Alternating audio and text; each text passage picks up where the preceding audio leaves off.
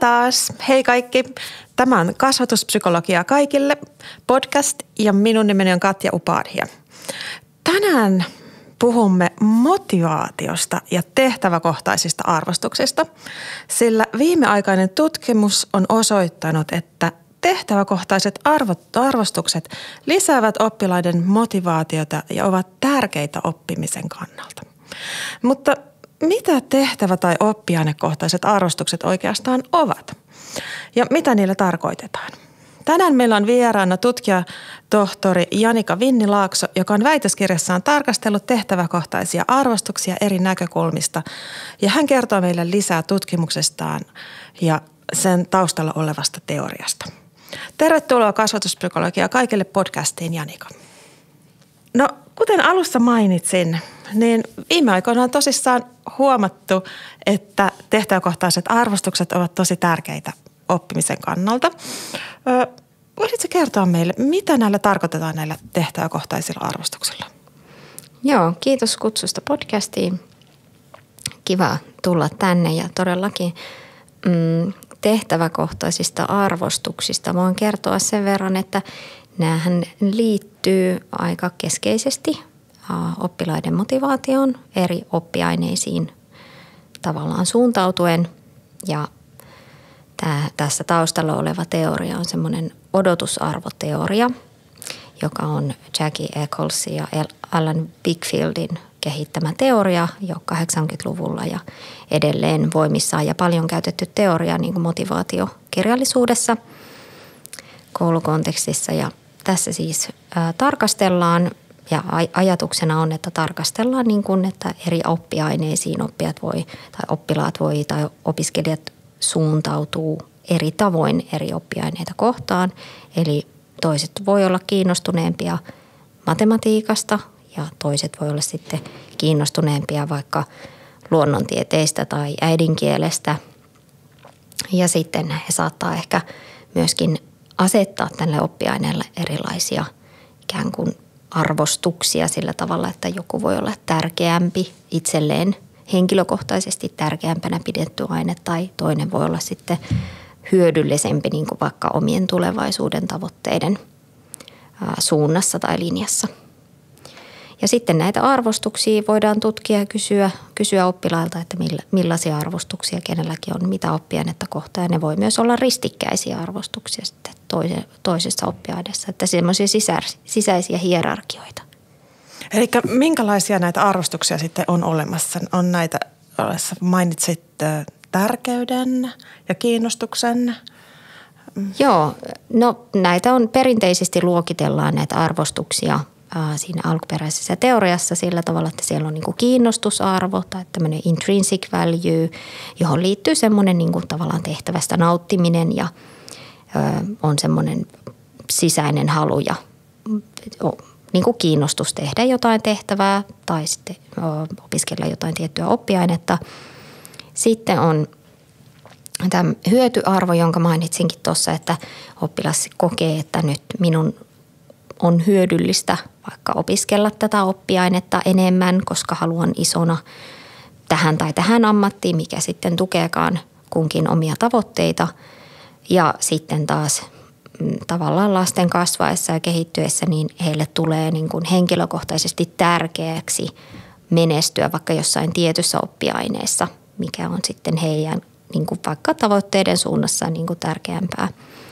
Että joillekin voi olla tärkeää menestyä hyvin vaikka matematiikassa, kun taas toisille voi olla niin kuin tärkeämpää menestyä hyvin jossain kielissä.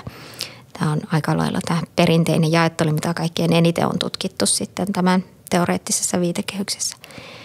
Ja nämä kaikki ehkä ajatellaan olevan semmoisia niin kuin positiivisia arvostuksia, nämä mainitsemani kiinnostus, hyöty ja tärkeysarvo. Mutta näiden lisäksi kaikessa oppimisessa on myös niin sanottuja kustannuksia ja niillä sitten tarkoitetaan sitä, että se, että sä kiinnityt johonkin tehtävään tai pistät paljon niin kuin paukkuja jonkin tehtävän tekemiseen, niin se on aina sitten pois jostain muusta. Että puhutaan semmoisista kustannuksista ja niitäkin on sitten erilaisia kustannuksia on tunnistettu, että oppilaat voi olla niin kuin ajatella, että se voi olla niin kuin psykologisia kustannuksia siinä mielessä, että sen tehtävän tekeminen voi olla vaikka jotenkin stressaavaa tai ahdistavaa, jos se on todella vaikeaa sulle, että joillekin esimerkiksi matematiikka voi olla erittäin vaikeaa ja sitten näillä oppitunneilla oppilaat voi sitten olla vähän levottomampia ja siihen tehtävään kiinnittyminen on hankalampaa ja se voi olla ahdistavaakin tai sitten jollain tavalla niin kuin emotionaalisesti uuvuttavaa. Mutta sen lisäksi voi olla sitten tämmöinen vaan ihan perinteinen, siitä kutsutaan vähän niin kuin tämmöiseksi opportunity cost on siis tämä englanninkielinen termi tästä, että tavallaan että se on niin kuin poissa jostain muusta, että nuorilla voi esimerkiksi olla semmoinen, että jotta ne pärjää siinä oppiaineessa ikään kuin sen omien tavoitteiden mukaisesti, niin heidän pitää luopua jostain muusta tekemisestä. Että esimerkiksi sä joudut vaikka rajaamaan aikaa, mitä sä vietät sun kavereiden kanssa, jotta sä luet kokeeseen. Ja toisten oppiaineiden niin kuin kanssa voi olla, että sä joudut niin kuin näkemään enemmän vaivaa kuin toisten oppiaineiden kanssa. Että toinen oppiaine voi olla sulle helpompaa, jolloin se, niin kuin se vaivan näkö ei ole ehkä niin kuin sun omasta perspektiivistä arvioiden niin kuin liiallista, että sitäkin sitten yhtenä tämmöisenä ikään kuin negatiivisena arvostuksena tutkitaan tämmöistä niin kuin effort cost, että kuinka paljon niin kuin vaivan näköä vaaditaan, että jos se vaivan näkö on liiallista, niin sitten se alkaa kääntyä vähän niin kuin semmoiseksi negatiiviseksi kustannukseksi. Eli tavallaan voi myös olla, että jotain mahdollisuuksia jää tavallaan väliin, että jos sä vaikka opiskelet, voi olla, että sä et voi tehdä sitä muuta samaan aikaan, vaikka just olette kavereitten kanssa tai muuta. Joo. Tai sitten vaikka et pääse vaikka johonkin harrastuksiin tai joudut valittamaan. Joo. Ja ehkä uutena tämmöisenä mä vielä mainitsin tähän, että puhutaan myös semmoisesta sosiaalisesta kustannuksista, että jotkut voi esimerkiksi kaveripiirissä voi vallita joku semmoinen käsitys, että ollaksesi hyväksytty kaveripiirissä, niin sun ei välttämättä kannata olla hirvittävän orientoitunut johonkin tiettyyn oppiaineeseen, että voi olla tämmöisiä stereotyyppisiä näkökulmia tai näkemyksiä niin kuin oppilailla, jotka saattaa olla siis yhteiskunnallisestikin olemassa olevia stereotyyppisiä käsityksiä, niin kuin, että mikä on ikään kuin suotavaa kenellekin, että jossain mielessä ehkä, en tiedä, Suomessa ei välttämättä niin paljon, mutta että jossain muissa kulttuurissa konteksteissa voi olla esimerkiksi ikään kuin haitallista kaveripiirin näkökulmasta niin kuin olla kovin matemaattis-orientoitunut tyttö ja sitten paljon tämmöisiä esimerkiksi somessakin näkee edelleen tämmöisiä vaikka paitoja, jossa on printti, että girls don't do math tai jotain muuta, että mitkä ehkä vähän niin kuin uusintaa semmoista vähän niin kuin haitallisia stereotypioita, jotka sitten saattaa niin kuin jalkautua tai jotenkin niin kuin sinne kaveripiirien niin kuin ajatusmaailmaan ja sitten sen takia sitten jotkut saattavat valita, että en nyt panosta tähän oppiaineeseen, koska minulle on tärkeämpää olla hyväksytty kavereiden näkökulmassa, näkövinkkelistä kuin sitten taas se, että minä saisin hyviä numeroita vaikka nyt matematiikasta, niin sitä kutsutaan sitten tämmöiseksi sosiaaliseksi kustannukseksi. Kuulostaa aika mielenkiintoiselta ja sittenhän kuulostaa siltä, että nämä arvostukset tavallaan voi olla aika laaja-alaisia tai ulottua aika moniin eri asioihin ja ilmetä sun elämässä aika monellakin tavalla. Mutta mainitsit myös, että tässä on tämä teoreettinen viitekehys taustalla, odotusarvoteoria. Ja jos me puhutaan nyt arvostuksista, niin mitä ne sitten ne odotukset on? Joo, tämä on hyvä kysymys. Eli nyt me lähinnä eriteltiin, että mitkä nämä tehtäväarvostukset on ja siellä taustalla todellakin tehtäväarvostukset tavallaan siinä teoriassa niin kuin ajatellaan niin kuin syntyvän tietyssä kulttuurisessa kontekstissa ja myös niin kuin oppilaan tavallaan omien aiempien kokemusten perusteella, että siihen niin kuin vaikuttaa hirveän moni asia, että se laajempi kulttuurinen konteksti ja perheen tai vaikka vanhempien näkemykset tai oppilaan näkemykset niiden osaamisesta ja kyvykkyydestä, jotka sitten tavallaan semmoisen niin kuin minäkäsityksen kautta sitten ikään kuin ohjaa näiden arvostusten muodostumista.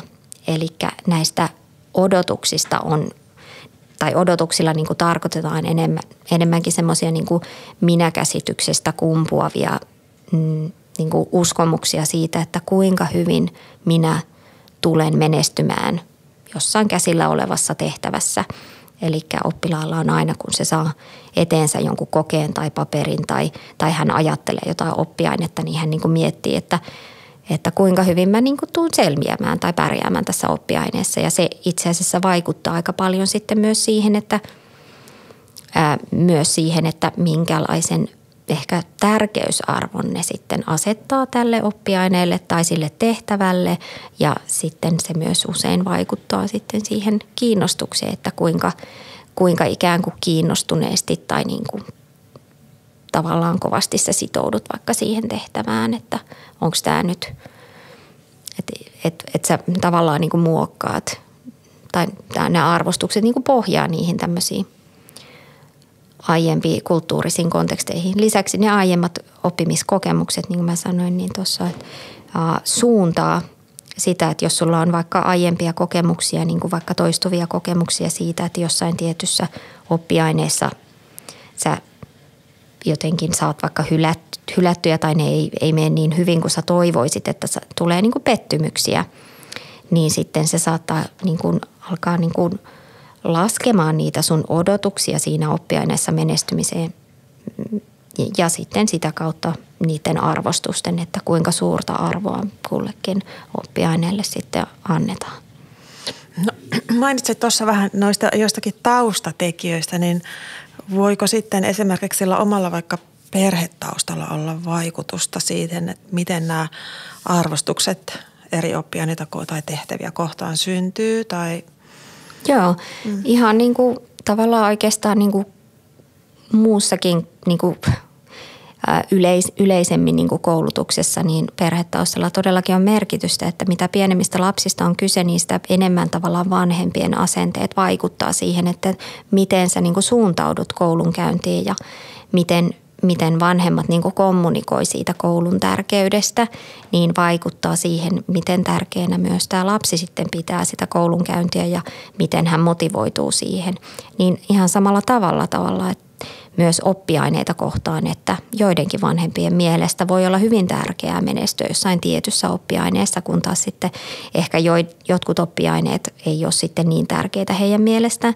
Ja sitten myös vanhemmilla voi olla semmoisia käsityksiä, kun mainitsin noista stereotypioista, että heillä voi olla myös semmoisia stereotyyppisiä käsityksiä, että pojat on parempia matematiikassa ja sitten he ehkä saattaa niin kuin tiedostamattaan niin kuin myös välittää tätä ikään kuin ajatustaan tai asennettaan niille lapsille niin kuin epäsuorasti sillä tavalla, että ne odottaa vaikka pojilta enemmän matemaattista osaamista tai ikään kuin parempia numeroita matematiikassa, kun taas sitten tytöille voi mennä niin kuin helpommin läpi, että he nyt saa huonompia numeroita matematiikasta kuin heidän veljensä ja sitten vanhemmat ehkä kommentoi sitä tilannetta sitten eri sanoin ja eri tavalla ja sitten tämmöisiä aika hienovaraisiakin vinkkejä ne lapset sitten tavallaan vanhempien käyttäytymisestä lukee ja muokkaa sitten sen pohjalta myös sitä omaa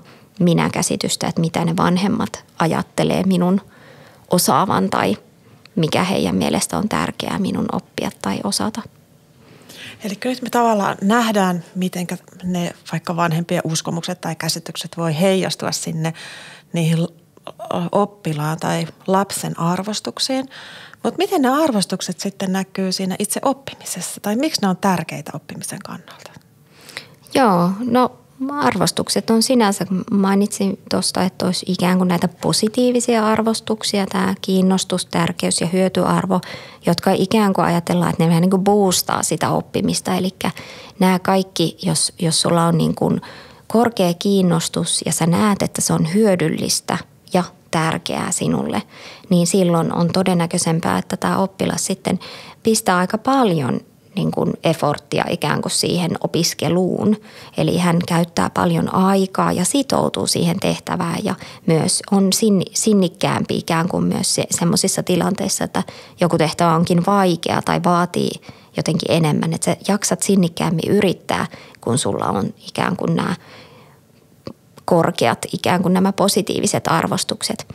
Samaan aikaan on tietenkin ehkä hyvä, että siellä ei olisi liikaa kustannuksia, että se tietenkin tukee, että se niitä kustannuksia olisi aika vähän, niin se ei sitten vie sitä ikään kuin sitä oppilaan kykyä niin kuin sitoutua siihen tehtävään tai sitä sun keskittymistä siihen tehtävään sitoutumiseen, semmoiset niin kuin vaikka häiritsevät negatiiviset ajatukset, että nyt mä haluaisinkin olla ulkona kavereiden kanssa enkä opiskella tai että tämä on minusta hirvittävän ahdistavaa tämä tehtävän tekeminen tai joku esseen kirjoittaminen, että nyt semmoiset tietenkin tämmöiset kaikki stressitunteet ja muut niin aika vie sitä, niin kuin, sitä voimavaraa siihen itse opiskeluun niin vähän niin kuin sivuun, opiskelusta sivuun.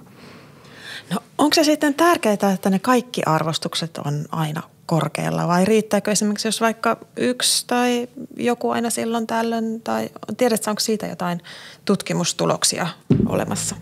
No ideaalimaailmassa varmaan voisi olla niin, että ajatellaan, että olisipa hienoa, että kaikki olisi aina hirveän motivoituneita kaikesta, mutta sehän ei ole niin kuin hirveän realistinen ajatus, että kaikki oppilaat olisi motivoituneita kaikista oppiaineista. Enkä mä oikein tiedä, onko se sitten kuitenkaan lopulta ideaali, että tokihan meillä on tietty määrä voimavaroja, jotka me sitten koulussa ja opiskelussakin suunnataan sitten meille itselle tärkeisiin aineisiin ja aiheisiin.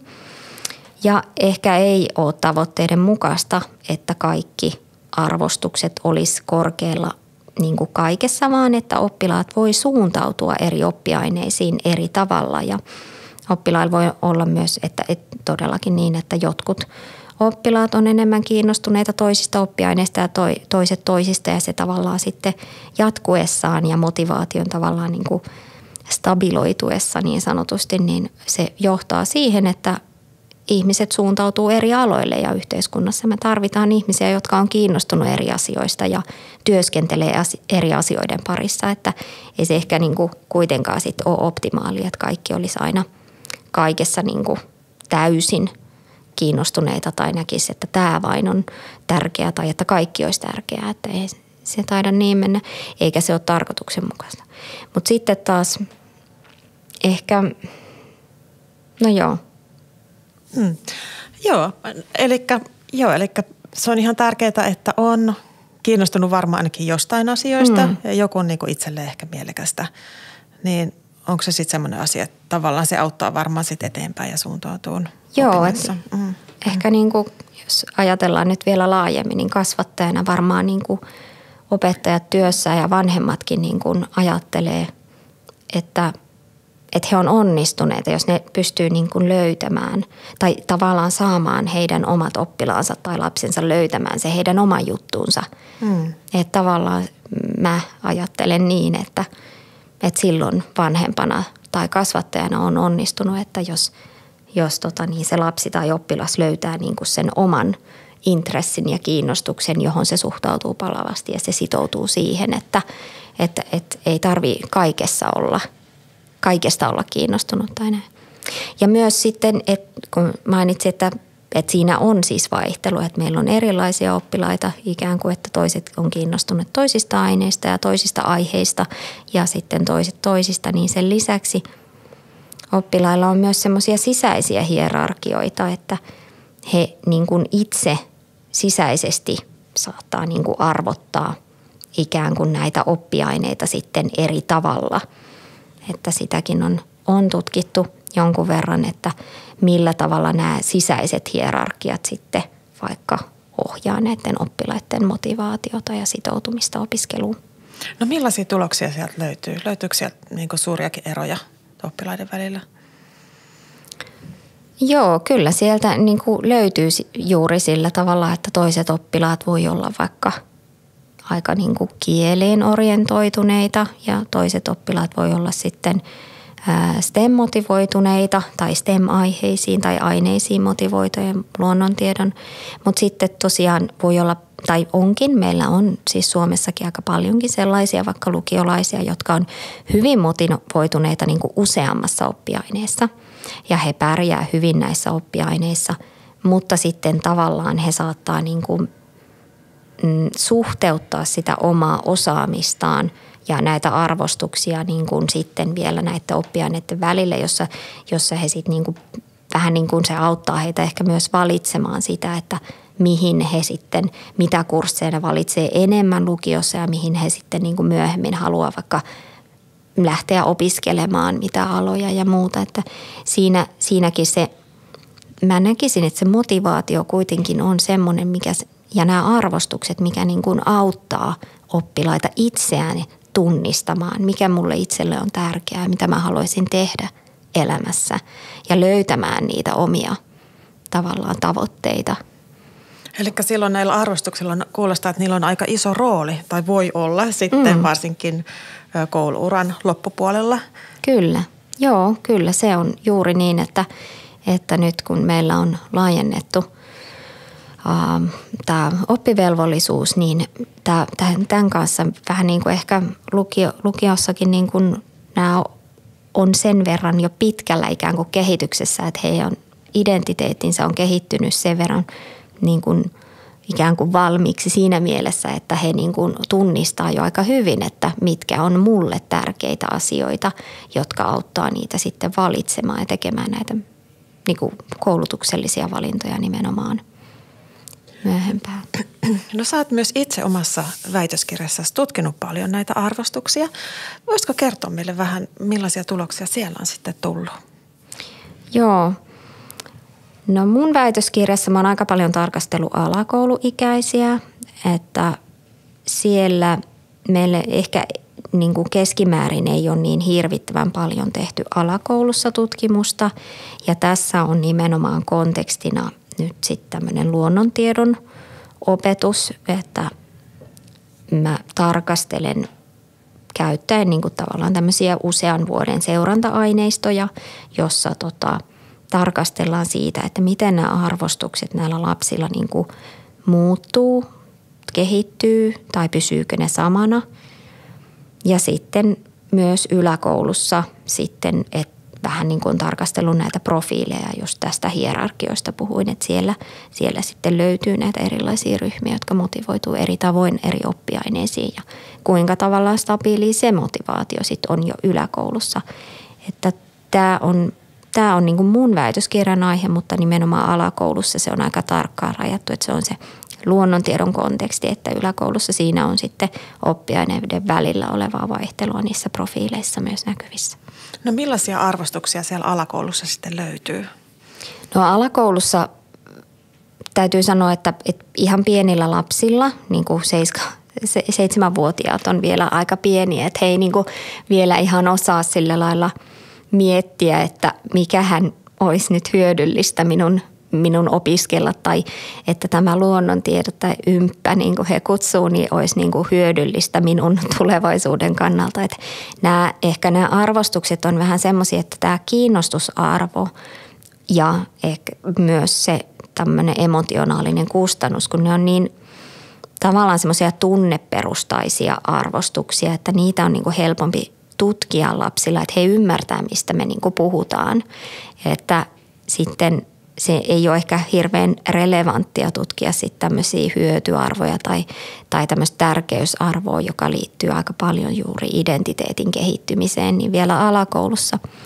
Mutta me ollaan tutkittu siis niin kuin kiinnostuksen ja näiden tämmöisten emotionaalisten kustannusten pysyvyyttä alakoulussa ja lisäksi sitten otettu tämä expectancy-ulottuvuus siinä mukaan, että me tutkitaan näiden oppilaiden niin kuin tämmöistä niin kuin minäkäsitystä siinä niin kuin osaamisessa.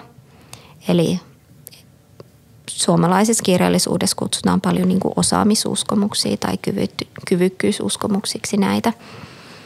Eli miten nämä on tutkittu esimerkiksi, että miten nämä tavallaan nämä kyvykkyysuskomukset ja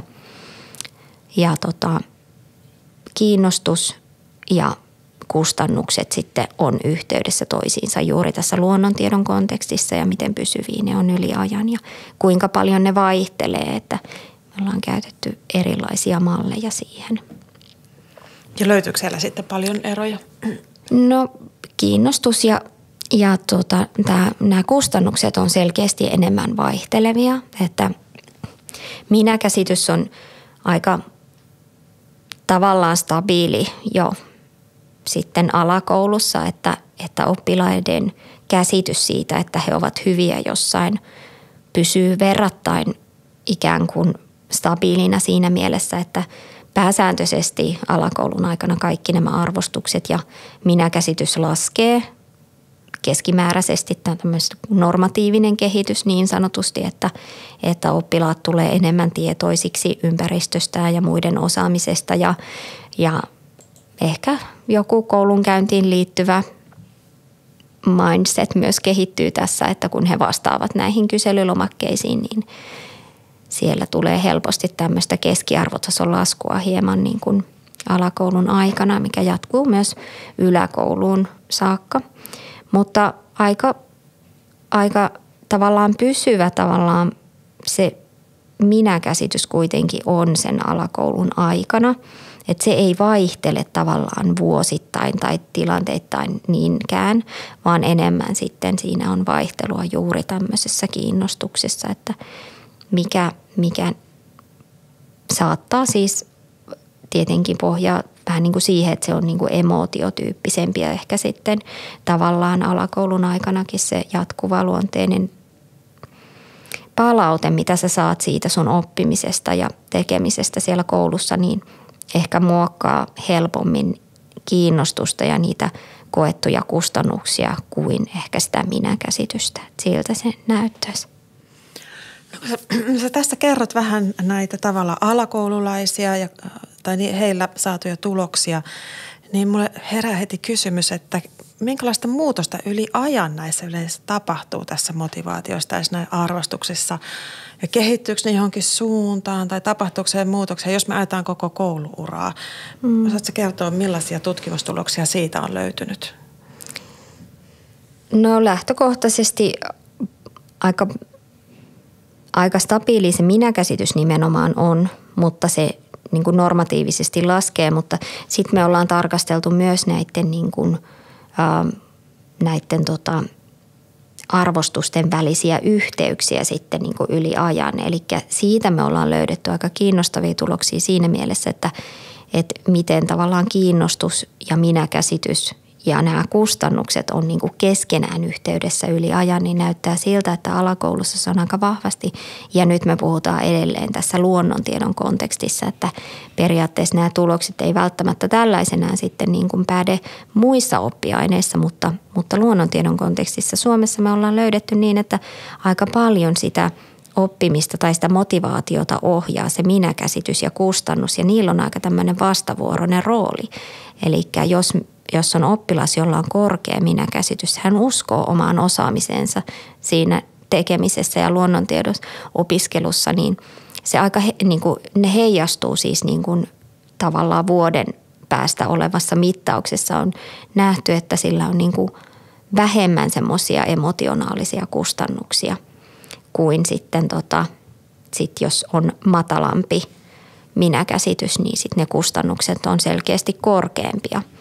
Ja nämä niin kuin vastavuoroisesti on yhteydessä, että tavallaan, että jos sulla on enemmän niitä kustannuksia, niin sitten heijastuu niin kuin seuraavassa ajankohdassa, mittausajankohdassa, että meillä on ollut nyt vuosi tämä mittausväli tässä tutkimuksessa, niin se niin kuin sitten vaikuttaa siihen, että jos sulla on paljon niitä kustannuksia, niin se kyllä vaikuttaa ja heijastuu siihen sun omaan osaamisuskomukseen, että sulla on sitten vuoden päästä vähän niin kuin heikompi minäkäsitys, että oppilaan tavallaan uskoo siihen omaan osaamiseen kyllä sitten varjostaa se, että jos on paljon niin kuin, tai liikaa tämmöistä koettua kustannusta siihen opiskeluun liittyen.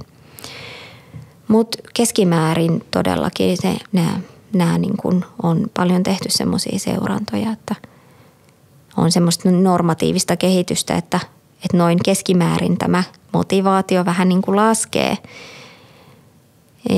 ja myöskin sitten siihen omaan osaamiseen omaa osaamista tarkastellaan kriittisemmin. Ja siitä ollaan myös nyt paljon PISA-tuloksia on tarkasteltu Suomessa jo useiden vuosien ajan ja nähty, että sielläkin on vähän niin kuin nähdään semmoista niin kuin trendiä, että tavallaan PISA-tuloksia tarkastelemalla eri ajankohdissa, vaikka ne on erilaisia oppilaita, niin näyttää siltä, että se trendi on hiukan laskeva, että semmoinen motivaatio ikään kuin laskisi sitten vähän niin kuin vaikka myös on tässä luonnontiedossa tai matematiikassa on, ja näähän on eri oppiainekohtaisia PISA ikään kuin mittauksia, mutta samaan aikaan sitten siellä ehkä korostaisin sitä, että kun puhutaan aika helposti motivaatiosta vähän niin kuin kokonaiskäsitteenä, niin arvostuksia kun tarkastellaan niin kuin tarkemmin, niin siellä sitten voi ollakin niin, että oppilaiden kiinnostus voi olla vaikka aika matala verrattuna sitten vaikka jonkun muun maan oppilaiden kiinnostuksiin vaikka PISA-aineistossa, mutta sitten taas siellä voi olla sitten, että oppilaat, kuitenkin suomalaiset oppilaat kokee, että tämä olisi tosi tärkeää tai tosi hyödyllistä opiskella tätä oppiainetta, niin se ei sitten kuitenkaan lopulta se pelkkä kiinnostus kerro ihan kaikkea siitä motivaatiosta, että se motivaatio pitää aina muistaa, että se on vähän niin kuin semmoinen, mikä sisältää enemmän asioita kuin vain sen pelkän kiinnostuksen tunteen ikään kuin. Eli meinasinkin just kysyä tästä seuraavaksi, että löytyykö tämän motivaation tai arvostusten kohtaan just näitä kulttuurieroja yleensäkin? Joo, varmasti löytyy. Mä en ole niin paljon itse tarkastellut niin kuin kulttuurisia konteksteja tai eroja niissä, mutta se on selvää, että Suomessa esimerkiksi on, niin kuin mainitsin, niin ehkä vähän semmoista niin kuin suomalaisilla oppilailla tyypillisesti se kiinnostusarvo ei ole ehkä semmoinen, mikä niin kuin olisi hirveän korkea suhteessa muihin näihin OECD-maihin, joissa PISA toteutetaan, vaan siellä voi olla sitten, että tavallaan tunnistetaan se koulun tärkeys ja se oppiaineen tärkeys tai hyödyllisyys, mutta se kiinnostus ei välttämättä näy siellä. Toi on aika mielenkiintoista. Ollaankohan me sitten vähän vakavia täällä Suomessa? Luultavasti. Tai ainakin voi olla vähän vaikea niin kuin liputtaa sitä omaa kiinnostusta ja innostusta asioista. Kyllä. No osaatko sitten sanoa, että löytyykö näiden arvostusten suhteen jotain sukupuolieroja yleensä? Joo, me ollaan myös tarkasteltu sukupuolieroja erityisesti, koska ollaan tässä niin sanotusti niin kuin science- tai STEM-kontekstissa, eli luonnontiedon opetuksessa, että Suomessahan tietenkin meillä on siinä mielessä hieman erilainen tilanne ehkä monissa muissa maissa, että Suomen perusopetussuunnitelmassa luonnontietoon sisältyy niin monta eri tiedonalaa, että siellä on sekä sitä niin kuin ikään kuin sciencea on niin kuin vaikka fysiikan ja kemian ja biologian ja maantiedon niin kuin tiedonalat ja niitä sisältöjä, mutta sen lisäksi meillä on vaikka terveystiedon sisältöjä siellä, että se on aika semmoinen laaja kokonaisuus, eli siinä ei ehkä niin herkästi voida puhua aina ihan täysin samoista asioista, kuin jos verrataan kansainvälisiin tutkimuksiin, niin siellä se science on ehkä enemmän rajattu siihen fysiikkaan ja kemiaan liittyviksi niin kuin oppiaineena niin kuin näihin sisältöihin. Mutta alakoulussa kuitenkin me löydetään sukupuolieroja, vaikka siellä on siis tosiaan kaikki nämä tiedonalat samassa. Ja kansainvälisissä tutkimuksissa löytyy aika selkeästi semmoista tulosta niin kuin systemaattisesti, että pojat on enemmän kiinnostuneempia matematiikasta ja sciencesta, eli fysiikasta. Ja sitten taas tytöt on enemmän kiinnostuneita biologiasta ja kielistä. Eli tässä löytyy tämmöistä vähän niin kuin sukupuolieroa näissä oppiaineissa, mutta sitten Suomessakin meillä ehkä tytöt on keskimäärin kiinnostuneempia enemmän koulunkäynnistä yleensä.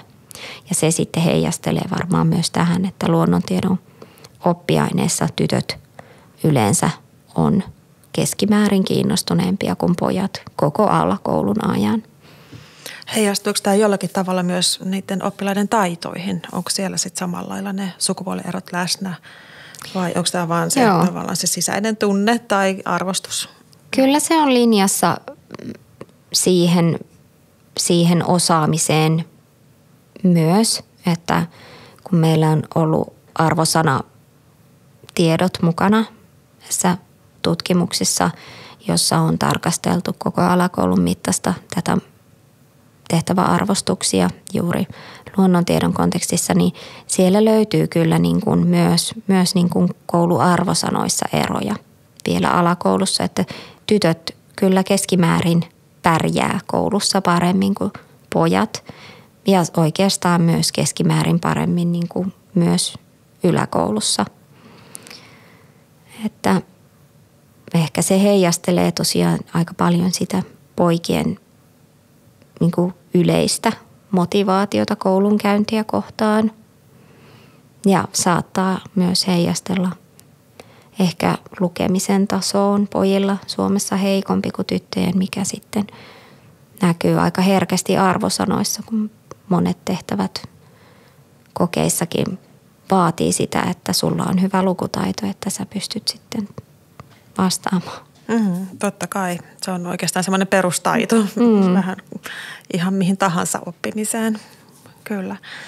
No sulla on paljon tietämystä ylipäänsä näistä tehtävä- ja oppiainearvostuksista ja tähän liittyvästä tutkimuksesta ja mietin seuraavaksi, että miten tällaista tutkimusta sitten voisi tässä vaiheessa jatkaa? Onko siellä vielä jotain aukkoja? Onko vielä jotain asioita, mitä me ei tiedetä tarpeesta tai mistä tarvittaisiin lisää tutkimusta? Mihin tätä voisi suunnata? No varmaan on kaikenlaista, kun meidän tutkimusmenetelmät kehittyy, niin me pystytään tarkastella näitä asioita vähän niin kuin eri tavoin kuin mitä se on sitten ehkä tehty aiemmin. Ja se sitten saattaa niin kuin paljastaa meille ikään kuin siitä ilmiöstä, mitä on tutkittu jo aiemmin, niin jotain uutta tietoa. Että juuri tässä niin kuin omassakin tutkimuksessa tarkasteli vähän niin kuin uuden tyyppisellä mallilla sitä niin kuin kehittymistä, niiden arvostusten kehittymistä koko alakoulun aikana.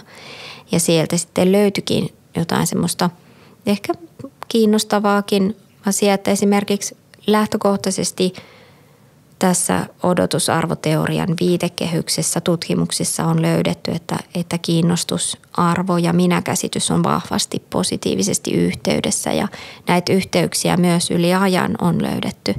Mutta nyt sitten omassa tutkimuksessa, kun mulla on ollut sitten mukana siellä niitä kustannuksia, niin niissä sitten tavallaan se kiinnostus ja minäkäsitys on kyllä niin kuin se yhteys löytyy niin kuin samassa ajankohdassa, mutta sitten tavallaan siinä ei sitten välttämättä ole jatkuvuutta sinänsä, että se kiinnostus ajankohdassa X olisi sitten vaikuttaisi siihen niin kuin minäkäsitykseen suoraan seuraavassa ajankohdassa tai toisinpäin.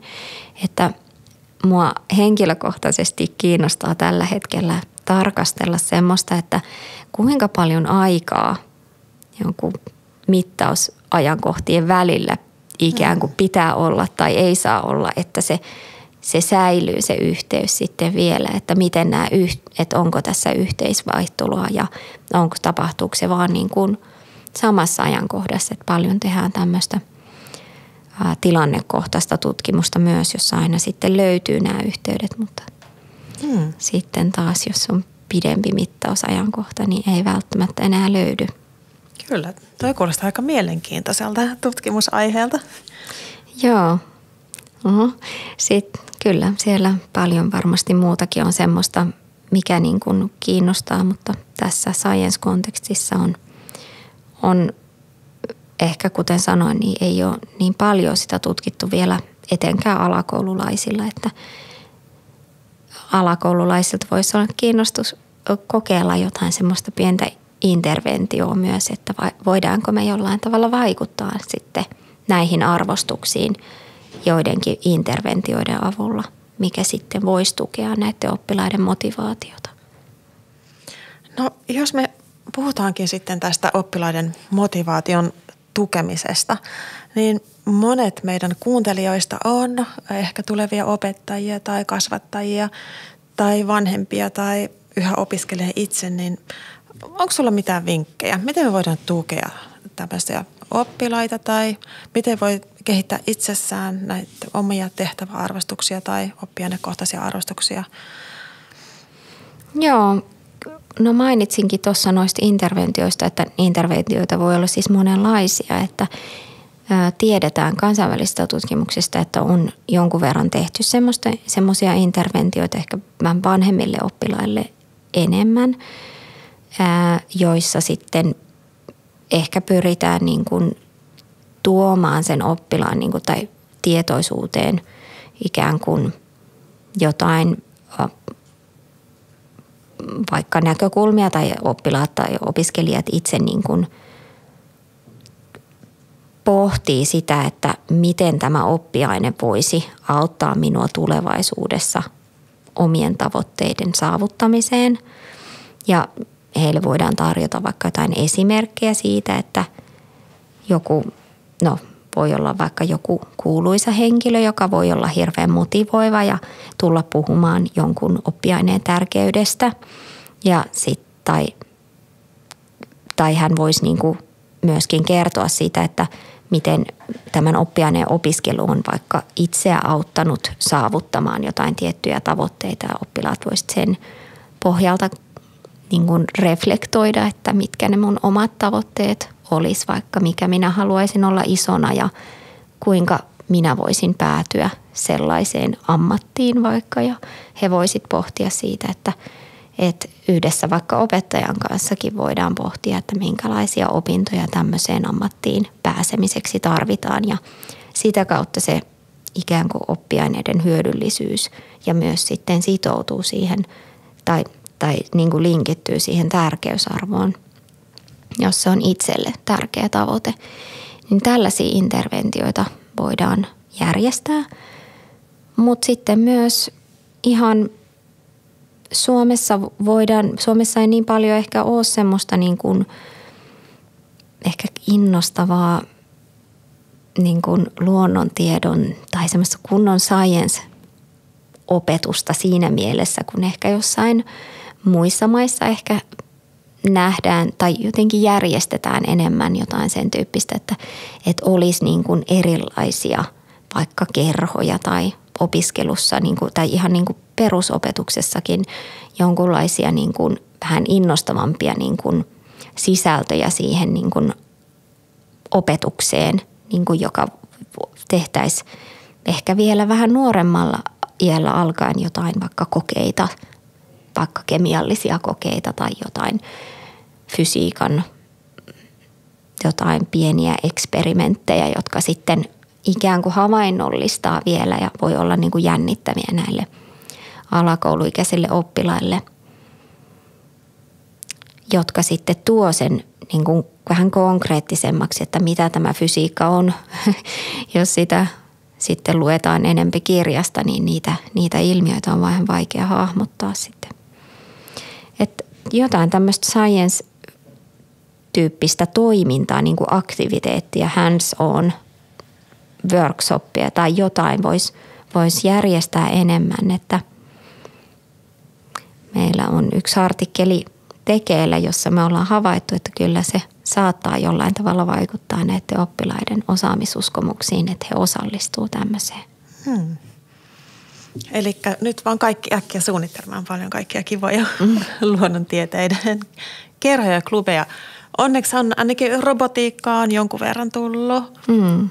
Ja muualla maailmassa on ehkä ihan jopa jotain enemmän semmoisia Legon rakennuskerhoja ja eikö ne ole aika monia väyliä, miten voidaan suunnitella näitä? Joo, Suomessa on kyllä vähänkin yritetty kehittää. Meillä on Helsingin yliopistossa Jenni Vartiainen, joka on kehittänyt tämmöistä lasten luonnontiedekasvatusta hyvin niin kuin varhaisessa vaiheessa, että vinkkinä sitten kaikille tuleville opettajille, että voitte tutustua niihin materiaaleihin. Joo, hyvä. Mutta näihin sanoihin varmaan hyvä lopettaa. Aika innostavaa tutkimusta sulla. Kiitos, kun olit täällä meillä vierailulla.